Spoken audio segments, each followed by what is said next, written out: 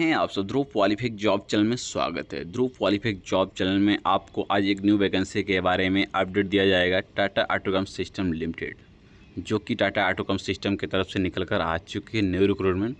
उसमें कौन से कैंडिडेट एलिजिबल हैं, पास आउट ईयर क्या है, एज क्राइटेरिया क्या है, आपका बैकलॉग होना चाहिए नहीं होना चाहिए, गैपिंग ईयर कितना चलेगा, सभी प्रोसेस को स्टेप बाय स्टेप क्लियर करने वाले हैं। एंड लास्ट में आपको सैलरी जॉब लोकेशन के बारे में क्लियर कर देंगे। अब देखते हैं कि यहाँ पे आपका क्वालिफ़िकेशन क्या है। Diploma, ITI and non technical student यहाँ पे एलिजिबल हैं। सभी का सैलरी स्ट्रक्चर अलग अलग है, सभी का पोस्ट अलग रहेगा। अब देखते हैं about Tata Autocomp system limited. Established in 1995 under the aegis of the Tata Group, Tata Autocom System was founded and introduced advanced auto component technology to India, catering to the expanding Indian automotive sector, specializing in the design, development, manufacturing auto component, various division and business unit। ये आपका automotive company है। Product and service क्या क्या रहता है इसके बारे में देख लेते हैं। Seating system solution, cockpit model, bumper trim console, air wind grabs handle, ORM, IRM, PVL, GSL, mono shifter camera, composite bumper, front mask, console and grille cabin भी रहने वाला है। चलिए अब आगे देखते हैं कि इसका आगे का प्रोसीजर क्या है। इलेक्ट्रिकल से भी रिलेटेड ये पार्ट बनाते हैं। अब आगे हम देखते हैं कि आगे क्या चलेगा। पास आउट ईयर 2020 से लेकर 2025 तक के स्टूडेंट एलिजिबल हैं। एंड एज क्राइटेरिया क्या है। अब डिप्लोमा कैंडिडेट का जो भी एज क्राइटेरिया है वो आपका 18 से लेकर 23 होना चाहिए मैक्सिमम। एंड आपका डिप्लोमा से जो हो गया एंड आपका आईटीआई हो गया। आईटीआई में आपका एज क्राइटेरिया क्या रहेगा। आईटीआई का एज क्राइटेरिया आपका रहेगा लगभग 17 से लेके 20 साल तक चलने वाला है। एंड नॉन टेक्निकल स्टूडेंट का आपका 18 से 25 तक। यदि आपका कोई डाउट्स हो या कोई क्वेश्चंस हो आप कमेंट में लिख सकते हैं, मैं उस क्वेश्चन का आपके कमेंट का जवाब दे दूंगा। चलिए आगे देखते हैं कि अब आगे की प्रोसीजर में क्या है कि आपका बैकलॉग होना चाहिए, एक्टिव बैकलॉग नहीं होना चाहिए या होना चाहिए। Interested candidate should be apply through official recruitment portal Tata Autocomp system limited. Let me give you an overview of Tata Autocomp system. अब आगे देखते हैं कि आगे का प्रोसीजर क्या है। Below comments have any questions or doubt.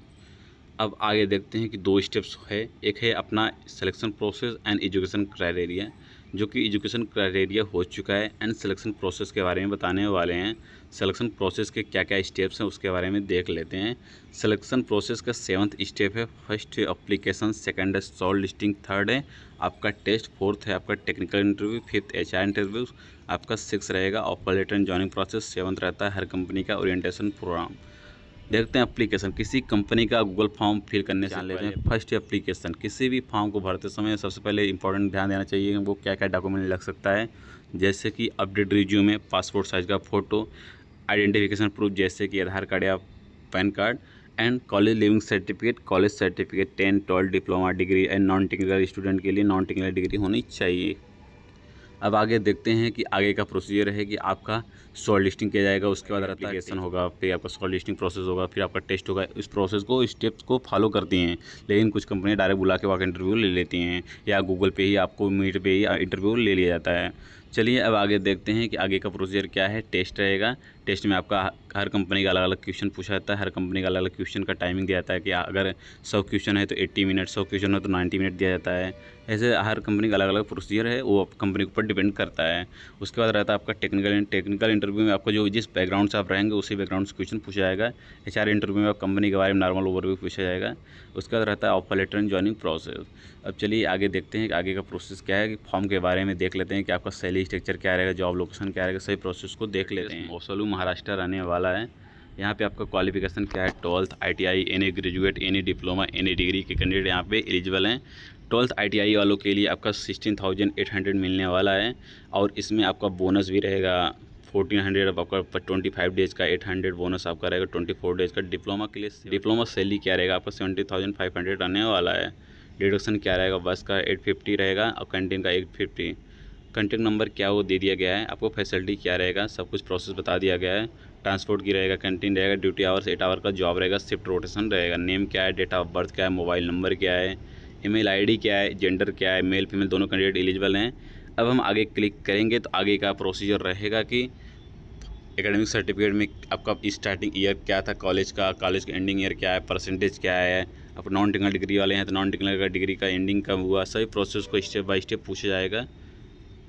तो फॉर्म को फिलअप करने के बाद एक बार आपको प्री चेक कर लेना है। प्री चेक करने के बाद ही आपको सबमिट करना है। यदि वीडियो अच्छा लगे तो वीडियो को लाइक करें, शेयर करें, सब्सक्राइब करें और दोस्तों के साथ शेयर करना न भूलें। जय हिंद। मिलते हैं अगली ज़बरदस्त वैकेंसी के साथ।